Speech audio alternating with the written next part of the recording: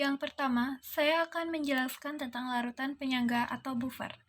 Larutan penyangga adalah larutan yang dapat mempertahankan pH. Artinya, jika ke dalam larutan tersebut ditambahkan asam atau basa atau air, pH-nya tidak akan berubah atau perubahannya hanya sedikit. Larutan penyangga atau buffer terbagi menjadi dua jenis. Yang pertama, ada buffer asam, dan yang kedua, buffer basa. Larutan buffer asam. Larutan ini mempertahankan pH pada daerah asam, pH kurang dari 7. Untuk mendapatkan larutan ini dapat dibuat dari asam lemah dan garamnya, yang merupakan basa konjugasi dari asamnya. Adapun cara lainnya yaitu mencampurkan suatu asam lemah dengan suatu basa kuat, di mana asam lemahnya dicampurkan dalam jumlah berlebih. Campuran akan menghasilkan garam yang mengandung basa konjugasi dari asam lemah yang bersangkutan. Buffer asam terdiri atas asam lemah ditambah basa konjugasinya. Contohnya CH3COOH dan CH3COO-, di mana basa konjugasinya berasal dari garamnya. Yang kedua, larutan buffer basa. Larutan ini mempertahankan pH pada daerah basa, pH lebih dari 7. Untuk mendapatkan larutan ini dapat dibuat dari basa lemah dan garam, yang garamnya berasal dari asam kuat. Adapun cara lainnya yaitu dengan mencampurkan suatu basa lemah dengan suatu asam kuat, di mana basa lemahnya dicampurkan berlebih. Buffer basa terdiri atas basa lemah ditambah asam konjugasinya.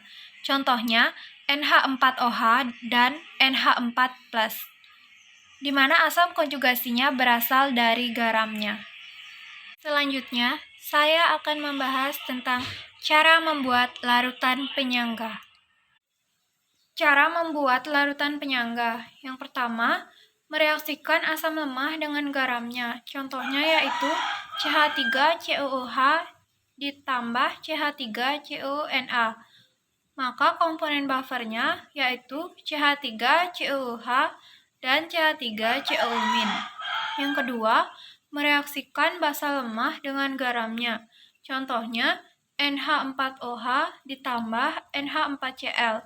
Maka komponen buffernya yaitu NH4OH dan NH4+. Yang ketiga, mencampurkan asam lemah dengan basa kuat, dengan syarat asam lemahnya harus berlebih. Contohnya, yaitu dicampurkan 100 ml CH3COOH 0,1 mol dengan 50 ml NaOH 0,1 mol. Cara mencarinya yaitu dengan mengalihkan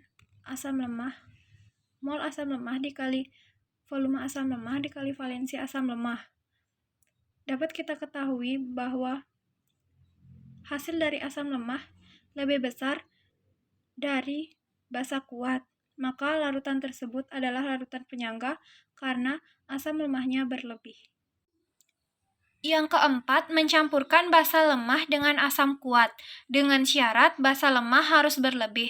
Seperti pada contoh yaitu dicampurkan 100 ml NH4OH 0,2 mol dengan 50 ml HCl 0,2 mol.